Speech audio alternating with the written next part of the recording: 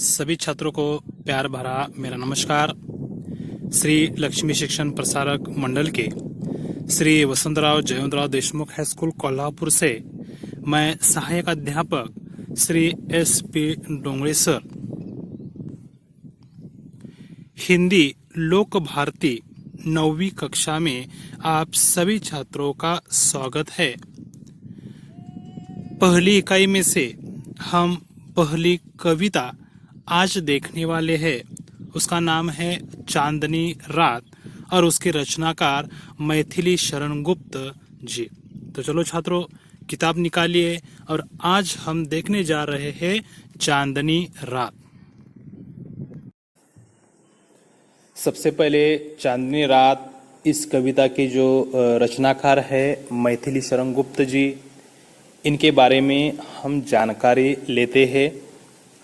मैथिली शरण गुप्त जी का जन्म 3 अगस्त 1886 चिरगांव झांसी उत्तर प्रदेश में हुआ है और उनकी जो मृत्यु है 12 दिसंबर 1964 में उत्तर प्रदेश में हुई है।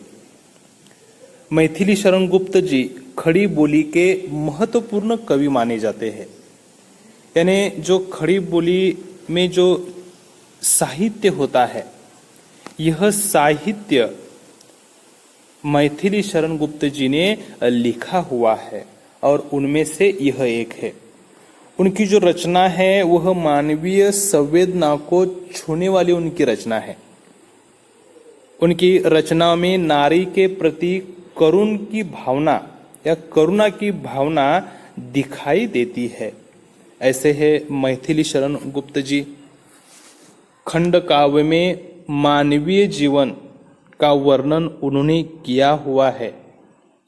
मैथिली शरण गुप्त जी के काव्य में अधिकतर भारतीय संस्कृति तथा राष्ट्रीय भावनाओं के दर्शन होते हैं। इसके अतिरिक्त उन्होंने ऐतिहासिक, पौराणिक और प्राकृतिक विषयों से संबंधित अनेक प्रसिद्ध रचनाएं लिखी हुई है। प्रस्तुत कविता में गुप्त जी ने पंचवटी काव्य का एक अंश लिया हुआ है।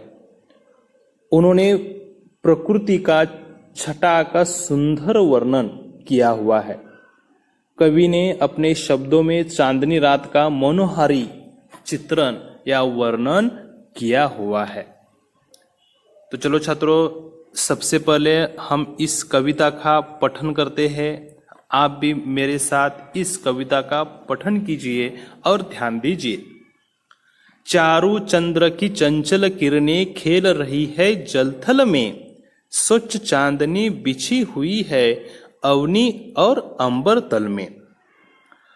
पुलक प्रकट करती है धरती हरित तृणों की नोकों से, मानो झूम रहे हैं तरु भी मंद पवन के झोंकों से। क्या ही स्वच्छ चांदनी है यह, है क्या ही निस्तब्ध निशा, है स्वच्छंद सुमंद गंध वह, निरानंद है कौन दिशा। बंद नहीं अब भी चलते हैं नियति नटी के कार्यकलाप, पर कितने एकांत भाव से, कितने शांत और चुपचाप। आगे देखिए।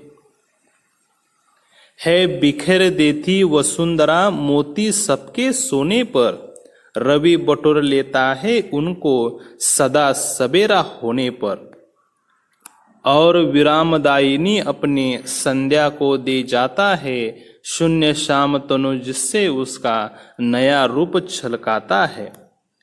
पंचवटी की छाया में है सुंदर पर्ण कुटीर बना, उसके सम्मुख स्वच्छ शिला पर धीर वीर निर्भीक मना। जाग रहा यह कौन धनुर जबकि भुवर भर सोता है, भोगी कुसुमायुध योगी सा बना दृष्टिगत होता है, बना दृष्टिगत होता है। तो चलो छात्रों, आज हम चांदनी रात इस कविता का भावार्थ हम देखते हैं। ध्यान दीजिए। चारू चंद्र की चंचल किरणें खेल रही है जलथल में, स्वच्छ चांदनी बिछी हुई है अवनी और अंबर तल में। नए शब्द देखिए, चारु यानी सुंदर मनोहर, थल यानी भूमि, अवनी यानी पृथ्वी, अंबर यानी आकाश। चारु चंद्र की चंचल किरणें खेल रही है जलथल में। यहाँ पर मैथिली शरण गुप्त जी कह रहे हैं, या उन्होंने इस चांदनी रात में आकाश का सुंदर चंद्रमा का वर्णन यहाँ पर किया हुआ है। यानी उसकी जो चंचल किरणें हैं, चांदनी रात में जो शीतल किरणें हैं चंद्रमा की, वह झिलमिल झिलमिल करती हुई वह चारों ओर वह फैल रही है। और ऐसा प्रतीत होता है, ऐसा लगता है कि वसुंधरा पर यानी जल और जमीन के साथ वह खेल रही है। चंद्रमा का यह निर्मल प्रकाश पृथ्वी पर, वसुंधरा पर और समूचे नभ मंडल में फैला हुआ है और वह उन्हें प्रकाशित कर रहा है। आगे देखिए, पुलक प्रकट करती है धरती हरित तृणों की नोकों से, मानो झूम रहे हैं तरु भी मंद पवन के झोंकों से। यहाँ पर मैथिली शरण गुप्त जी कह रहे हैं, पुलक प्रकट करती है धरती, यानी इस चांदनी रात में, इस चांदनी रात के इस अवसर पर यह जो पृथ्वी है अत्यंत प्रसन्न है, अत्यंत खुश दिखाई देती रही है। वह अपनी प्रसन्नता पृथ्वी पर उगी हुई हरी हरी घास की नोकों से प्रकट वहां पर वह कर रही है। मंद मंद हवा के झोंकों से जो पेड़ पौधे हैं वह हिल रहे हैं, यानी वह झूम रहे हैं। और ऐसा लगता है कि जैसे वह अपनी खुशी प्रकट कर रहे हैं, अपना जो आनंद है वह आनंद प्रकट कर रही है, ऐसा प्रतीत होता है। अब आगे देखिए, क्या ही स्वच्छ चांदनी है यह, है क्या ही निस्तब्ध निशा, है स्वच्छंद सुमंद गंध वह, निरानंद है कौन दिशा। यानी यहाँ पर चांदनी रात में स्वच्छ चांदनी को देखकर, यानी कवि चंद्रमा के स्वच्छ प्रकाश में निखरी हुई रात्रि का वर्णन यहाँ पर किया हुआ है। चांदनी गजब की निर्मल यहाँ पर स्वच्छ दिखाई दे रही है और यह रात कितनी शांत है, कहीं किसी और कोई शोर नहीं है, सर्वत्र मुक्त रूप से मंद मंद सुगंध व्याप्त है या सुगंध फैला हुआ है। कोई भी दिशा ऐसी नहीं है जिस ओर आनंद का माहौल न हो, यानी हर जगह हर तरफ यह आनंद ही आनंद छाया हुआ है, यानी सृष्टि या वसुंधरा यहाँ पर खुश दिखाई दे रही है इस चांदनी रात में। आगे देखिए, बंद नहीं अब भी चलते हैं नियति नटी के कार्यकलाप, पर कितने एकांत भाव से, कितने शांत और चुपचाप। यानी यहाँ पर कवि कह रहे हैं कि निशा रात में, इस संध्या रात में जो कार्य चल रहा है वह एकांत भाव से चल रहा है। यानी जिस प्रकार दिन में वसुंधरा का कार्य चलता है, रात में, इस चांदनी रात में भी उसी प्रकार का कार्य चल रहा है। रात्रि रूपी नटी के सारे कार्यकलाप अब यहाँ पर चल रहे हैं और वह किस प्रकार, शांत भाव से, एकांत भाव से चुपचाप यह कार्यकलाप हो रहे हैं। कहीं कोई कोलाहल या शोर यहाँ पर दिखाई नहीं देता है। ऐसी यह चांदनी रात है। चलिए आगे देखिए, है बिखर देती वसुंधरा मोती सबके सोने पर, रवि बटोर लेता है उनको सदा सवेरे होने पर। यानी यहाँ पर मैथिली शरण गुप्त जी ने इस सृष्टि का अद्भुत सुंदर दृश्य यहां पर बता रहे हैं। और यहां पर वह कह रहे हैं कि कवि चांद तारों की तुलना मोतियों से करते हुए वह कहते हैं कि जब लोग सो जाते हैं, जब रात हो जाती है तो लोग सो जाते हैं और सो जाने पर पृथ्वी आकाश में चांद तारों के रूप में वह मोती बिखर देते हैं।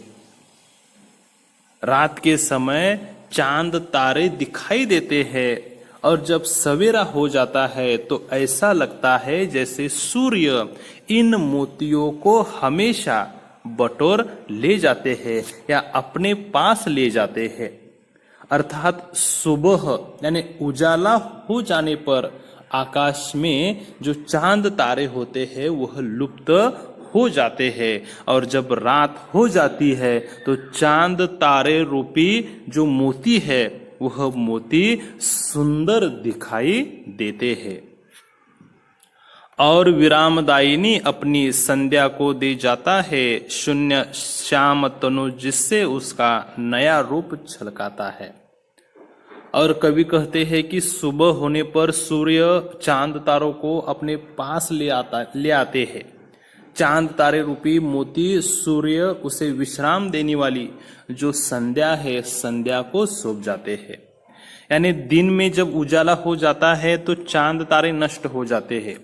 जब शाम हो जाती है, अंधेरा छा जाता है तो चांद तारे मोतियों के माध्यम से आकाश में दिखाई देते रहते हैं और फिर से वह चमकने लगते हैं और जैसे मोतियों का आभास होने लगता है।